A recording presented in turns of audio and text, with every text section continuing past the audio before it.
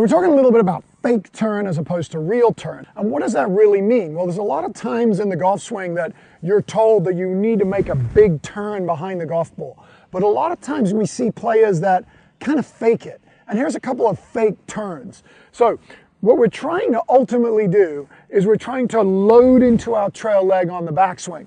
But there's a lot of people that actually have some kind of restriction, and what they'll do is they'll straighten their leg. So they'll straighten their leg and they'll shift themselves this way.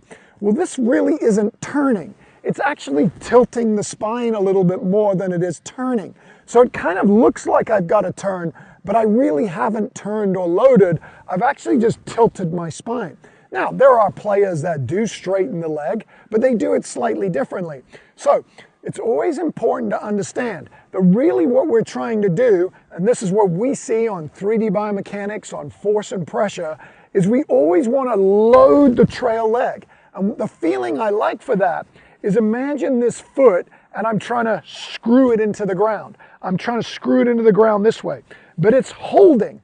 So the holding against the ground will help me coil around this leg. So to get a really good turn, don't always think about the trunk turning.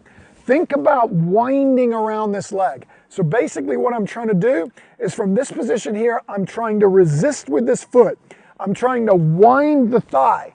I'm trying to wind into the hip, and then I'm trying to wind the torso into the backswing. And that is how you create a real turn.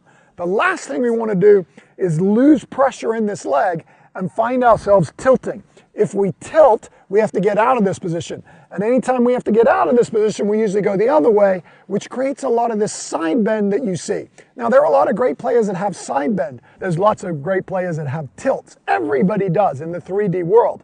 But what we're really looking for is, if you're going to turn, use the lower body as much as the upper body. Because I hear most people, when they think turn, they just think about turning their spine. And a lot of times, they're tilting. It's a fake turn.